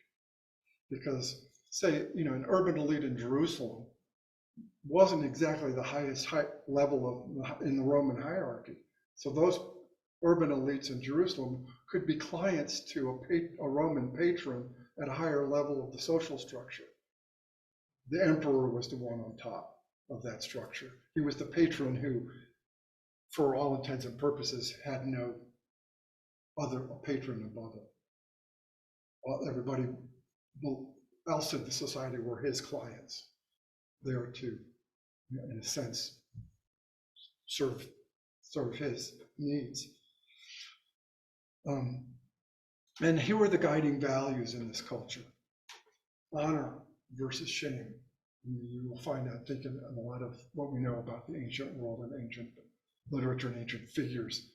If you're dishonored, if you're shamed, you're done.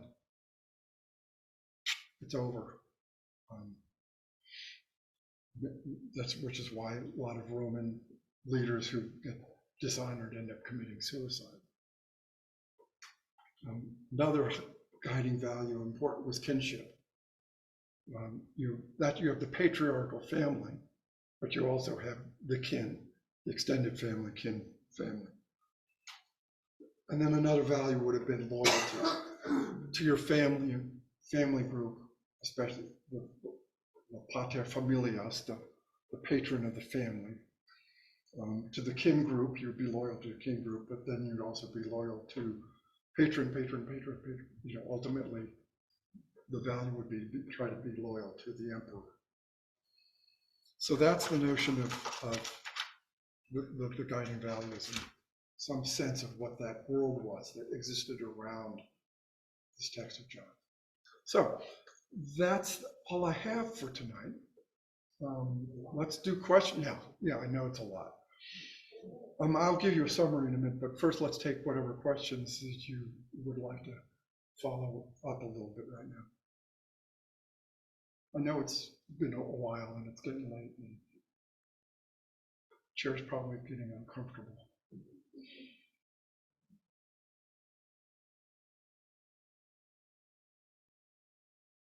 Okay. Now I have a lot of questions. The introverts among us need a couple of days. Yes, I understand fully, as an introvert myself. I have the advantage of having spent years working this all out, so. Being a visual learner, I really appreciate the visuals. You're welcome. Those were excellent, Thank you. really helpful. Good.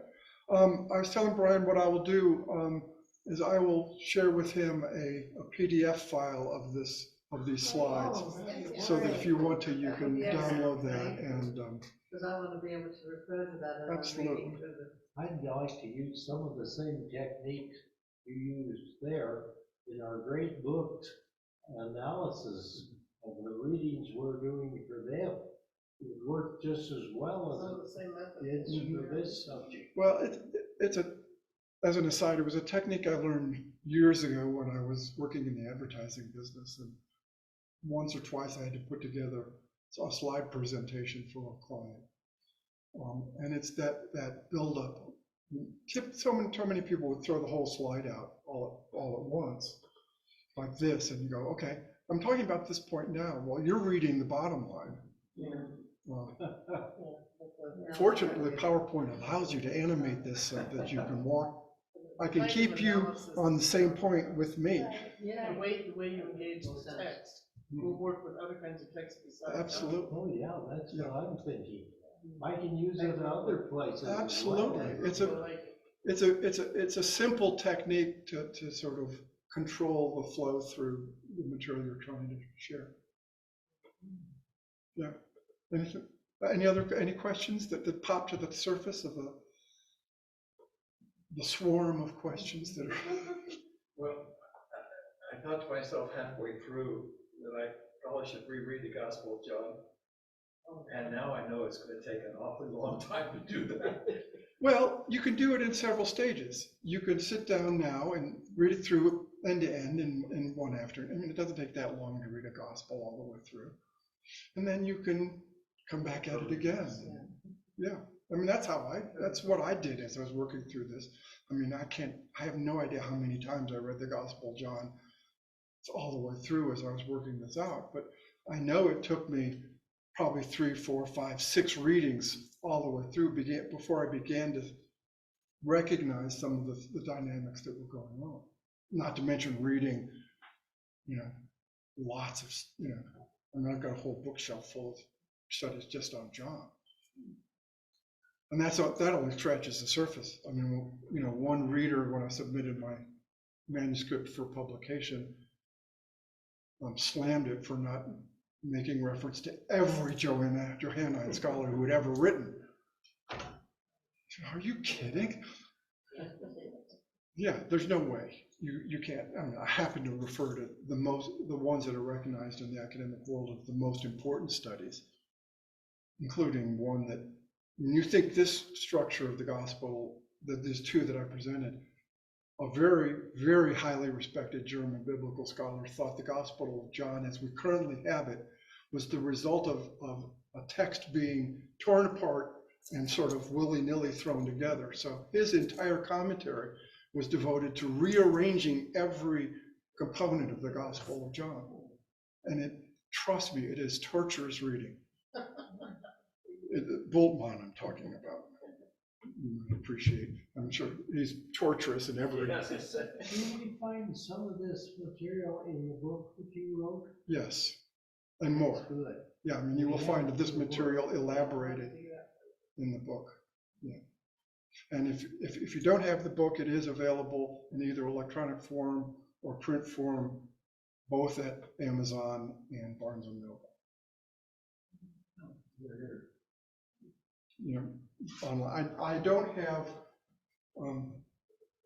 I only have 2 print copies left, and they're both all marked up as I've reread it through. I mean, part of what I did when I first did this kind of. I mean, I did a 5-week course of this material at the Academy for Lifelong Learning back. I think it was, I've forgotten when, last fall, I think. Maybe it was last spring. But in preparation for that, I think I reread the book a couple times. Hopefully you don't have any disagreements with the author. Well, I do a little bit sometimes. Well, it's a funny thing because, I mean, when I first wrote it, it's now 22 years since I first finished writing what turned into this book. So when I go back and read it, especially after a significant absence, I don't even recognize it as me anymore. Oh, this guy's fairly smart. But wait a minute, why did I say that? But yeah, I mean, you know, you will always be most critical of your own work. I mean, and I will, that's also, I've discovered that as a musician too, when doing recordings. I know where all the mistakes in the recordings are, and I still hear them.